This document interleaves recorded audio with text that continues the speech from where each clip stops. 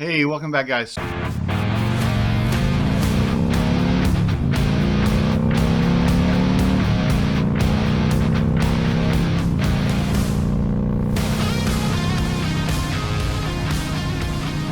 Hey, welcome back, guys. So today we are going to change out the rear springs on the Sportster. I've complained in several videos about how harsh the ride is with the original springs, and believe me, it is harsh. You hit the railroad tracks and bam, that back folds in half practically, or even a deep pothole, and I live off the road with potholes. Now I try to avoid them, but you can't always avoid them. So hopefully this is going to really make a difference in the ride of this and enable longer rides as well. I have taken up to a 2 hour, well, it's more like 3 hours one-way trip on the Sportster. That was a pretty rough day. It was about 6 hours total. That was a pretty rough day. So hopefully with these new springs, they're about a ½ inch longer, I think. Well, yeah, they're about a ½ inch longer. Just setting them up here to the, just setting them up, they're about a ½ inch longer. Now, that could be because this is under compression, but I've already got it jacked up and off the floor, so I would think that's the full expansion that is going to happen. Because there's no pressure on this rear swing arm. We are going to replace these shocks with progressive 412s. I did get the chrome version because I want to stay with that, even though I'm probably going to put saddlebags over them. I still want, man, it's dusty out here. Sorry. I'm going to put the saddlebags over it, and it'll mostly cover them, but they'll still be maybe a little visible. So I still want them to be chrome because I like chrome, guys. I have made no secret about that. I am a chrome person. So let's get started. Okay, so the first thing that we need to do is we need to open the progressive box.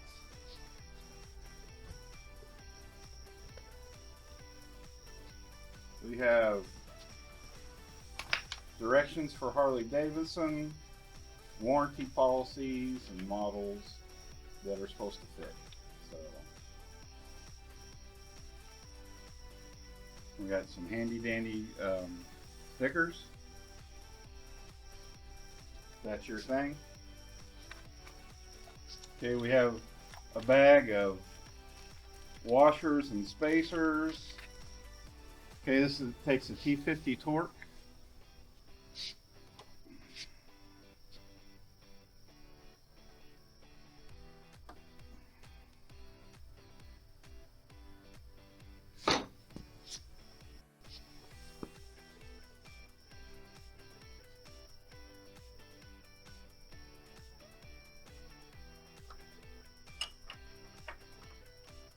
There's a nut on the back here that you have to hold in place in order to unbolt this bolt. So it's a 3/4 inch and it's very difficult to get on. There's only really one position you can get on it because it's too close next to this right here, to the swing arm. There's no room to slide the end of your wrench or that around it to stabilize it. And the only position you can really get on it is up here. So it's a T50 again down here, T50 up here, T50 down here. Get this piece of cardboard between my belt cover and this wrench so I can stabilize it and not have to worry about damaging my paint. Okay, now we're just gonna start turning.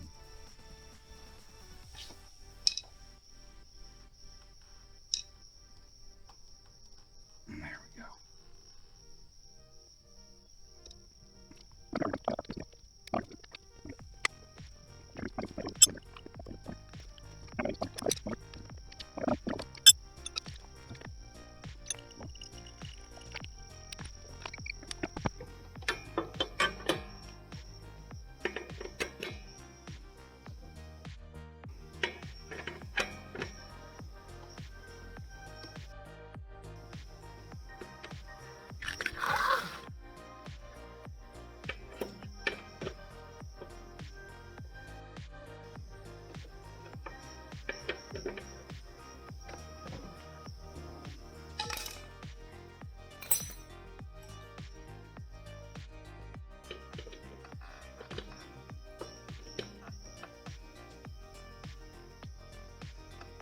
be a lot better if my breaker bar didn't have to have them stacked.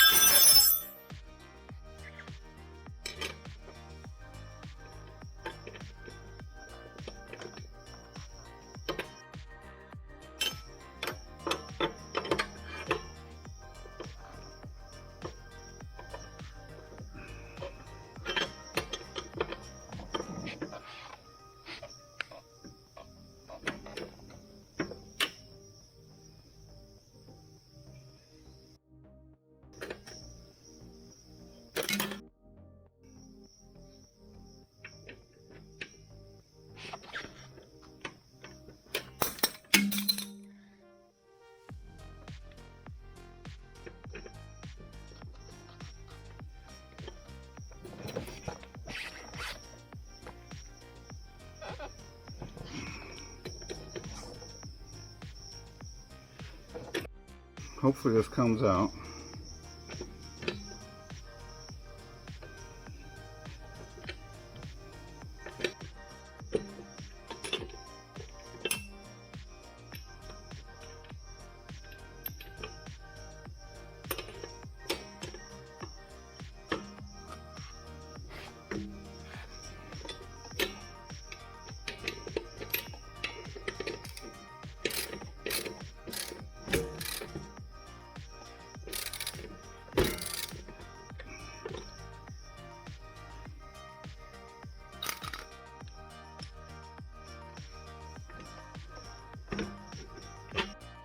Okay, sorry about the fan, guys.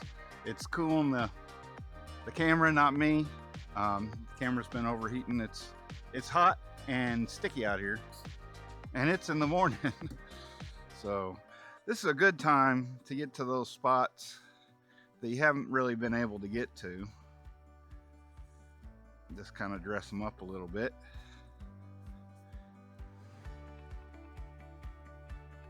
Because usually that spring is in the way. All right, so now we got the shocks off, the original shocks off. I'm gonna show you the difference. So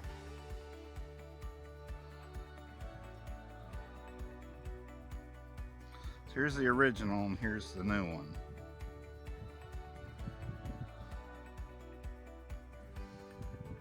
About ½ inch difference overall.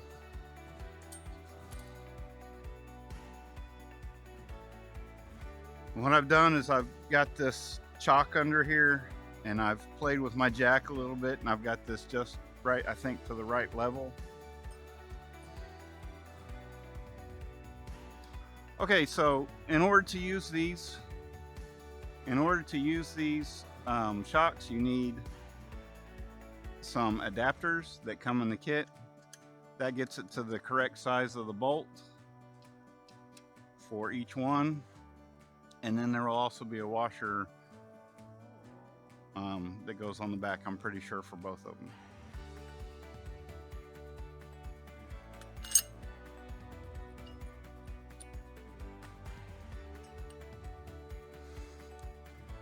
And I don't know, I mean, you can tell there the difference in the thickness. So to make that bolt the correct length, it's got to be, you've got to use these spacers.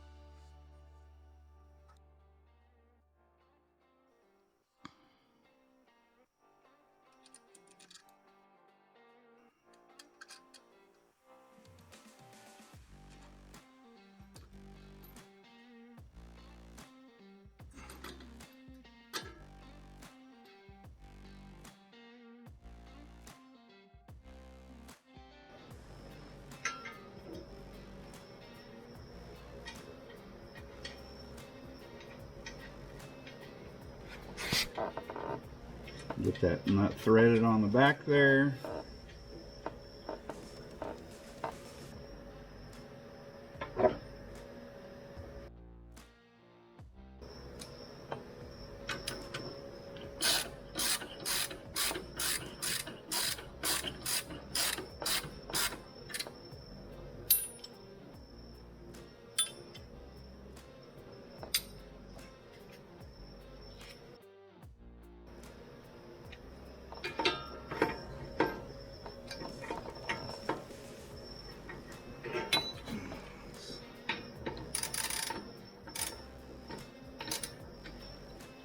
this to where that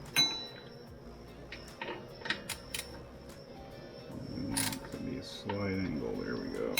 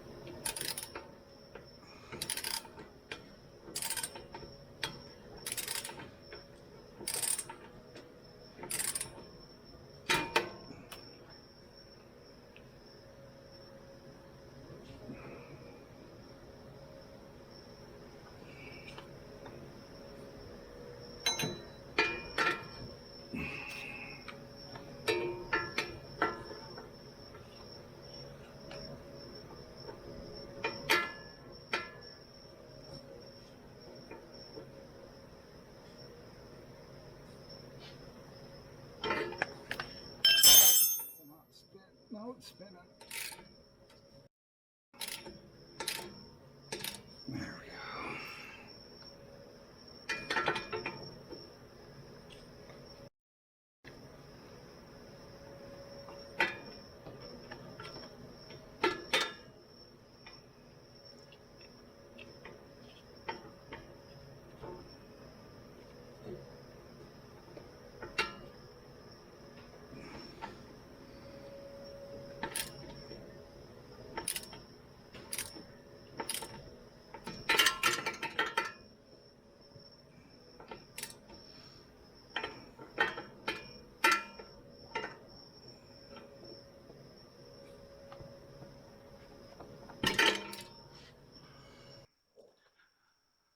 Okay, so this side's done.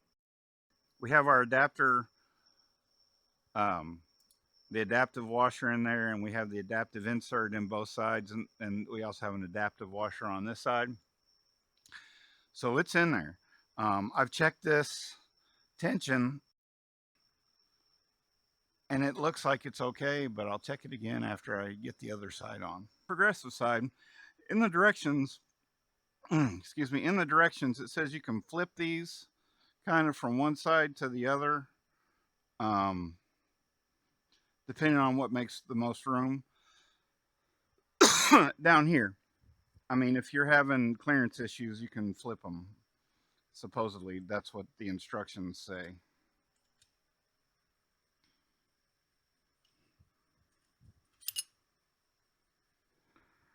And we put a washer on the back side.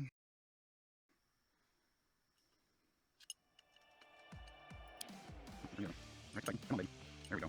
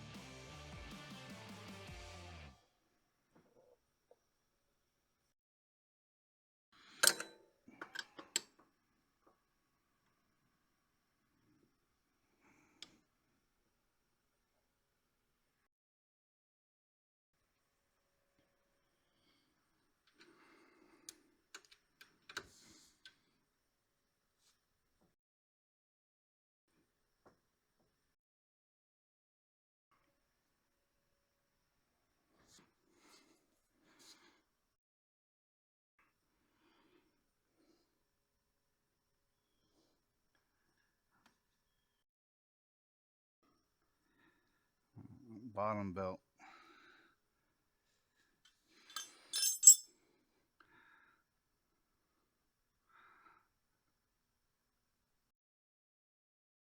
It's not really easy to grab, but before I go loosening this bolt, I'm going to check the length of this screw to the nut on each side, because that should be the same and we want to keep it the same. Well, we want to keep it as we tighten, we want this to match the other side as we tighten it up. Sorry I wasn't able to show you the whole process. My battery kept dying. No, I'm sorry. I'm shooting in night mode because I'm in my garage and it's unlit. Just a tip for you guys. If you like the quality of this video, you can do that. But when you're not moving through air space, it does tend to overheat. I didn't have the fan on it quite as good as I should have, and it overheated again. So I apologize about not being able to get this part right here, but the belt is tightened up. It should be good, and we've got the shocks on there. So I'm going to take it for a ride here in a little bit and see how it does. I'll be back next week with another video. It may be a ride video. It may be an install video. I'm not exactly sure yet. But come back next week. Set that bell notification. Don't forget to subscribe and like the video, guys. And I'll bring more of this stuff to you. But until then, guys, keep your swerve tight and get out and ride.